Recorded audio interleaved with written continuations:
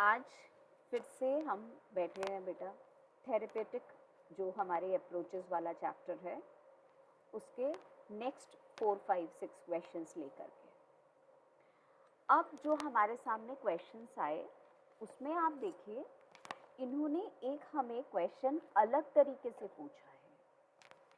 तो आज इन्होंने हमसे प्रीवियस ईयर्स में एक क्वेश्चन पूछा, how would you formulate the problem of a client?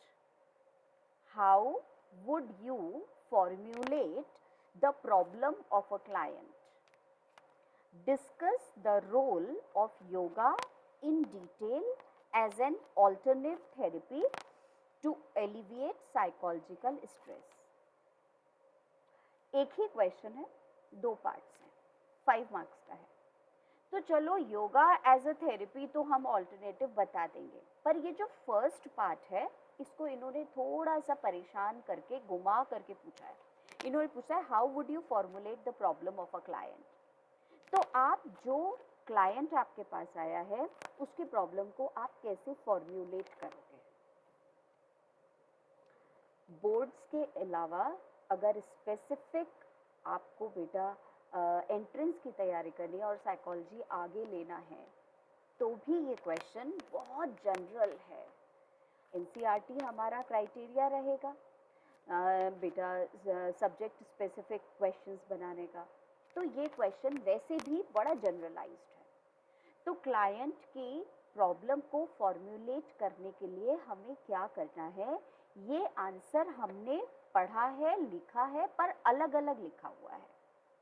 तो जब तुम इसे लिखोगे तो तुम उन सारी बातों को रिकॉल करके और फिर इसमें कम से कम 3, 4 जितने पॉइंट्स बनाना चाहो उतने बना सकते हो। तो बेटा जब हमने लिखना शुरू किया तो हमने बोला to formulate the problem of the client the necessary things are. First number पे हमने लिखा the therapist should be of positive nature and there must be absence of unresolved conflicts. There should not be any unresolved conflicts within the therapist. He should be of positive nature. Second, beta, he must be professionally skilled. He must be professionally skilled. फिर बेटा आप third number पे लिखोगे जो कि बहुत ही ज़्यादा important है, there should be systematic application of the different theories of therapy. There must be systematic application of the different therapies. ठीक है, उसके बाद बेटा जब आप स्टार्ट करोगे तो आप लिखोगे the therapist must provide unconditional positive regard and empathy to the client. He will take the interview for emotional unburdening. ठीक है, and then he will postulate the best therapy for the client. तो जब उसे बेटा ये करना होता है तो क्लाइंट के साथ में इंटरेक्ट तो उसको क्या करना होता है, तो हमने सबसे पहले बोला he must himself be having no unresolved issues, he must be of positive nature, professionally skilled. और फिर आप आगे आ जाओगे बेटा, he must have an emotional unburdening session with the client. Third point फिर आप आ जाओगे उसमें that he must provide unconditional regard, positive regard and empathy to the client. और फिर फोर्थ में लिखना after understanding his problem he must apply the proper therapy for the client. ये वाली बात लिखनी थी। अब मैम इसमें इन्होंने पूछा है discuss the role of yoga in detail as an alternate therapy. तो बेटा है भी ये सिर्फ हमारा ज़्यादा लंबा भी नहीं है, इन्होंने हमसे जो है बेटा पूछा है तो वो सिर्फ 3 मार्क्स का मान लो, क्योंकि 2 मार्क्स का हमने ये माना तो 3 का ये हो गया। तो जब हम ऑल्टरनेटिव थेरेपीज़ के बारे में लिखेंगे तो हम सबसे बेसिक पॉइंट क्या लिखेंगे, जो हमने बेटा पढ़ा भी है नोट्स में भी, बुक में भी। आप बोलोगे alternative therapies are the alternative treatment possibilities to the conventional drug treatment और साइकोथेरेपी। फिर आप बोलोगे there are many alternative therapies such as yoga, meditation, acupuncture, herbal remedies and so on. फिर बेटा आप जो है लिखना शुरू कर दोगे। Yoga is an ancient technique, it is detailed in the Ashtanga Yoga of Patanjali's योग सूत्र. Yoga is commonly used today and either it refers to the body posture component or to breathing practices or to combination of both. फिर आप बेटा आगे लिख देना, yoga techniques enhance wellbeing, mood, attention, mental focus and stress tolerance. ठीक है, तो ये आ गया। और फिर बेटा इसके एग्जाम्पल्स देने हो और डिफरेंट टाइप्स देने हो तो कुंडलिनी योग, मेडिटेशन एक दो दे देना, अदरवाइज इतनी ज़रूरत आपको पड़ेगी नहीं। अब बेटा इस क्वेश्चन के पास, मेरे पास जो सेकंड क्वेश्चन लिखा हुआ था वो सुनो। I am worthless and the situation is helpless. With these thoughts, a person comes to you. Being a therapist, how will you help him or her to think in a positive way? तो फिर आप उससे क्या करोगे? तो वो अपने आप को क्या सोच रहा है? I am worthless, और सोच रहा है I am पूरी तरीके से helpless। तो ऐसे में वो क्या करेगा? तो बेटा हम सबसे पहले इसमें लिखेंगे इन सच, ये वाला था ना बेटा लाइन, आई एम हेल्पलेस। अगर सिर्फ वर्थलेस होता तो हम बोल देते ठीक है सेल्फ एक्चुअलाइजेशन नहीं हो रहा, आई एम हेल्पलेस। और ये वाली टेक्निक लेकर के हमने सोचा cognitive therapies will be helpful in this. It can be either of बेटा, आप बोल सकते हो it can be either of cognitive therapy, कौन सी वाली, जो हमारी RET थी बेटा, it can be of Albert Ellis RET rational emotive therapy, और it can be of Aaron Beck's जो कोर स्कीमास थेरेपी है, इट कैन बी ईदर। ये लिखने के बाद अब आप जो पहला आपने लिखा, to remove this kind of stress cognitive therapies will be helpful. It can be either RET by Albert Ellis और it can be of Aaron Beck's core schemas. इसके बाद बेटा जब आप लिखना शुरू करोगे तो आपको एक को पूरी तरीके से अच्छी तरीके से समझा करके लिखना होगा, और जब आप उसको अच्छी तरीके से समझा करके लिखोगे तो आप चूज कर लो अपने हिसाब से कि मुझे कौन सी वाली लिखनी है। तो बेटा उसमें हो सकता है आप RET लिखो, हो सकता है आप उसमें एरन बैक वाली लिखो। मैम CBT लिख दें, CBT नहीं होगा बेटा, क्योंकि उसमें साइकोलॉजिकल के साथ साथ फिजिकल वगैरह भी आ जाता है, सोशल भी आ जाता है, तो उसकी ज़रूरत नहीं है। तो बेटा अब हमने स्टार्ट किया, हमने बोला हम जो डिटेल में लिखेंगे वो हम आ जाएंगे बेटा ऑफ द हमारी RET थेरेपी। तो हम बोलेंगे RET therapy that is given by Albert Ellis, और बेटा फिर हम इसमें बोलेंगे the central point of this therapy is that irrational beliefs, ये इरेशनल बिलीफ तो है क्लाइंट का, mediate between the antecedent events and their consequences.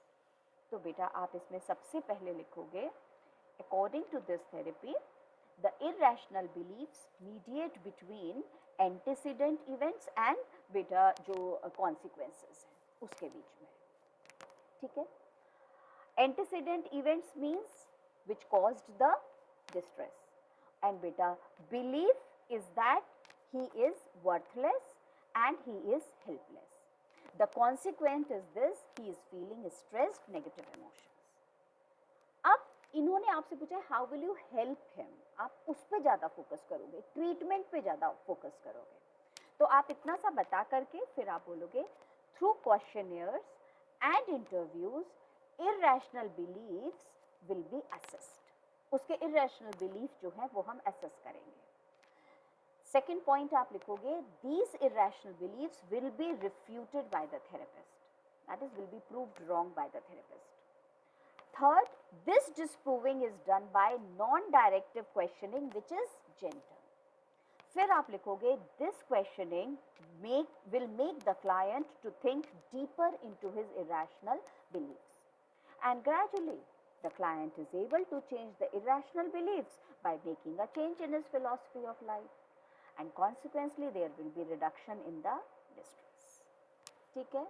और अगर आपको दूसरा वाला लिखना था तो सेम बेटा जैसा नोट्स में हमने लिखा हुआ है, बुक में भी है आपके, वो वही वाले पॉइंट्स को लिख देना कि इसके हिसाब से थेरेपिस्ट क्या करेगा और फिर उसके स्टेप्स क्या होंगे. ठीक है.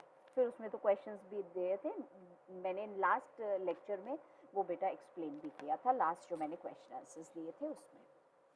चलो अब हमारा ये तो कंप्लीट हो गया, और इसके बाद बेटा हमारा बड़ा अच्छा सा क्वेश्चन आया हुआ है, और वो है बेटा state the 3 characteristics of an effective counsellor. Effective counsellor की कौन सी कैरेक्टरिस्टिक्स होती हैं. अब बेटा ये वाला क्वेश्चन जो मैंने सबसे पहले किया था, how will you formulate the problem of a client, इसमें से कुछ प्रॉब्लम्स जो हैं उठा करके कैरेक्टरिस्टिक्स हम वहाँ पर डाल देंगे. How would you formulate the problem of a client, तो हमने बोला we will understand the problem because the therapist will not have this. बेटा we will identify the areas where it has to be tackled and then we will think about the proper technique. ये तो formulation हो गया. अब बेटा इस वाले में काउंसलर की कैरेक्टरिस्टिक्स क्या होनी चाहिए, इसमें हम वो बताएंगे. प्रोफेशनली स्किल्ड होना चाहिए, अनकंडीशनल पॉजिटिव रिगार्ड होनी चाहिए, एम्पैथी होनी चाहिए उसको, और बेटा साथ में फिर आप लिखोगे कि वो जो है उसके पॉजिटिव आउटलुक होना चाहिए, कोई अनरिजॉल्व उसका बेटा वो नहीं होना चाहिए, क्या बोलते हैं, इश्यूज नहीं होने चाहिए, कॉन्फ्लिक्ट्स नहीं होने चाहिए. ये उसके हमारे इफेक्टिव. ये वाला क्वेश्चन जो है काउंसलर की क्या कैरेक्टरिस्टिक्स होनी चाहिए, ये इन्होंने सिर्फ 3 मार्क्स का दिया है, तो ये सारी बातें उसके अंदर आ जाएंगी जो एक साथ कहीं नहीं दी हुई हैं, अलग अलग दी हुई हैं, वो हमने लिखनी है. जब हम फॉर्मुलेट करेंगे प्रॉब्लम को, ये वाला जो क्वेश्चन था उसको फॉर्मुलेट कैसे करेंगे क्लाइंट की प्रॉब्लम को, तो उसमें आप फिर बेटा ये वाले पॉइंट्स लिख सकते हो कि ही मस्ट अंडरस्टैंड. पहले इंटरव्यू लेके इमोशनल अनबर्डनिंग कर लेंगे, उसके बाद उसके टारगेट जो है बेटा वो स्पेसिफाई कर लेंगे, उसके बिलीफ सिस्टम स्पेसिफाई कर लेंगे, उसके एरियाज स्पेसिफाई कर लेंगे, और फिर हम तीसरे नंबर पर उसको टेक्निक जो है वो फाइंड आउट करके वी विल अप्लाई दैट. और आप चाहो तो बेटा इसको आप सिर्फ 3 पॉइंट्स इसी तरीके से भी लिख सकते हो, या जैसे मैंने 4 बताए थे तो आप उसमें पहले वो उसकी कैरेक्टरिस्टिक्स दे करके थेरेपिस्ट ऐसा ऐसा होना चाहिए, और फिर इंटरव्यू हो गया, फिर वो हो गया, फिर वो लिख लिया. पर ये भी बहुत इनडायरेक्ट क्वेश्चन बेटा इन्होंने आपको दिया हुआ था. एक ये जो काउंसलर की कैरेक्टरिस्टिक्स हैं, एक बेटा इन्होंने बहुत अच्छा सा क्वेश्चन दिया हुआ है, वो मेरे सामने लिखा हुआ है तो बहुत छोटा सा पर बहुत डायरेक्ट है. व्हाट इज सिस्टमैटिक डिसेंसिटाइजेशन, और बेटा ये सिस्टमैटिक डिसेंसिटाइजेशन इन्होंने सिर्फ 2 मार्क्स का पूछा हुआ है. Then you know it very well, आप बोलोगे systematic desensitisation is a technique of behavioural therapy. फिर आप बेटा इसमें बोलोगे this technique was introduced by Wolpe. फिर आप बोलोगे this technique is extremely useful in treating phobias और इरेशनल फियर्स और एंजाइटी. फिर आप लिखोगे बेटा the client is interviewed to elicit का मतलब to manage, to inform, to tell, उसको ऐसे मैनेज किया जाता है ताकि वो आराम से बता सके. To elicit fear provoking situations. The therapist prepares a hierarchy of anxiety-provoking stimuli. The client is asked to stop thinking of the fearful situations if the slightest tension is felt. अगर उसको ज़रा सा भी टेंशन फील होता है तो. Over sessions, the client is able to imagine more severe fear-provoking situations and while maintaining the relaxation. The client gets systematically desensitized to the fear and the principle of reciprocal inhibition operates here. No need to write down reciprocal inhibition को detail में लिखने की कोई ज़रूरत नहीं है, क्योंकि reciprocal inhibition इन्होंने पूछा नहीं है और ये क्वेश्चन सिर्फ 2 मार्क्स का था. आगे बेटा अगर मैं जाऊं तो मुझे एक क्वेश्चन मिल रहा है, explain psychological distress according to behaviour therapy. Behaviour therapy psychological distress को क्या समझता है. Describe any one behavioural technique. तो वो उसको क्या समझता है ये आपको लिखना है. एनी वन बिहेवियरल टेक्निक तो बेटा अभी जो हमने लिखी है सिस्टमैटिक डिसेंसिटाइजेशन, हम बहुत आराम से उसी को लिख देंगे, कोई प्रॉब्लम की बात ही नहीं है. अब जब हम इसमें लिखेंगे कि वो समझता क्या है बिहेवियर थेरेपी, वो जरूर समझ लो आप। तो बेटा आप जैसे ही इसको स्टार्ट करोगे तो आप लिखोगे behaviour therapy postulates that psychological disorders arise because of faulty behavioral pattern or thought patterns. First. Second, therefore it is focused on the behavior and thoughts of the client in the present. Third, the faulty patterns are corrected. उन्हें ठीक किया जाता है. Fourth, the past is not activated or relived. The past is relevant only to the extent of understanding the origin of the faulty behavior and thought pattern. ठीक है? The symptoms of the client and the clinical diagnosis are the guiding factors in the selection of the specific technique to be applied. ये वाले आपने, मैंने तो फिर भी 6 points बता दिए, आप चाहो तो 5 पॉइंट्स लिख लोगे, ये नोट्स में भी दिए हुए हैं. उसके बाद बेटा आप हेडिंग डालना सिस्टमेटिक डिसेंसिटाइजेशन, या जो आपको ऐसा लगे ये वाली ठीक है तो आप वो बेटा उसको जो है उसको लिख दोगे. पर यहाँ पे ध्यान रखना, क्वेश्चन में इन्होंने तुमसे ये नहीं पूछा था, इसमें यहाँ पे इन्होंने तुमसे ये पूछा था कि जो ये सिस्टमेटिक बेटा जो बिहेवियर थेरेपी है वो कैसे साइकोलॉजिकल डिस्ट्रेस को एक्सप्लेन करती है, इसलिए हमने ये वाले पॉइंट्स लिखे कि वो एक्सप्लेन ऐसे करते हैं. अब बेटा डिस्क्राइब एनी बिहेवियरल टेक्निक मैंने नहीं डिस्क्राइब किया है, वो कोई भी तुम लिख सकते हो. अभी हमने सिस्टमेटिक डिसेंसिटाइजेशन पढ़ा था तो हम वही लिख रहे हैं. इसके बाद बेटा हमारे पास एक क्वेश्चन आ रहा था और वो क्वेश्चन था discuss therapeutic relationship between the client and the therapist. ठीक है, ये तो आप ऑलरेडी लिख चुके हो. आई वॉज थिंकिंग कि मेरे पास अभी एक क्वेश्चन और था which I did not know how I just, so that means बेटा यही क्वेश्चंस थे which were there for today जो आपने अभी मैंने डिस्कस करे. इसके बाद में बेटा एक जो इन्होंने दिया हुआ है और हो सकता है कि आप इसको देख लो, explain token money, explain token economy technique for changing behaviour, explain token economy technique for changing behaviour. और ये भी बेटा मैंने लास्ट टाइम भी बताया था, ये बार बार आया हुआ है. ये बेटा टेक्निक्स जो है बिहेवियरल थेरेपी की, ये छोटी छोटी सी 2-2 मार्क्स में कई बार पूछी हुई हैं. तो बेटा आप इसको देख सकते हो. और अगर हम बात करते हैं बेटा जो बिहेवियरल थेरेपिस्ट है, एक और मेरे को अभी याद आया, yes that I was thinking to explain you, वो वाला जो फर्स्ट क्वेश्चन था ना बेटा, जो क्वेश्चन था how will you formulate the problem of your client, तो आप उसमें एक और तरीका लिख सकते हो. A behaviour therapist will formulate the problem in this way, an existential therapist will formulate the problem in this way, है ना.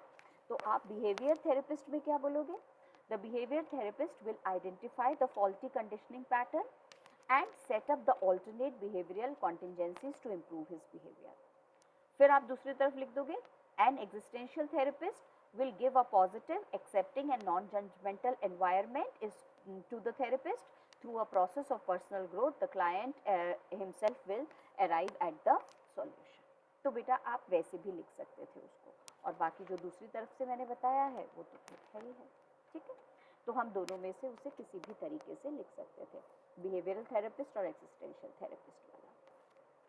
नेक्स्ट क्लास में we will take the questions of lesson number 6 और उसके बेटा हम डिस्कस करेंगे. उसके बाद then we will keep on doing that. Bye.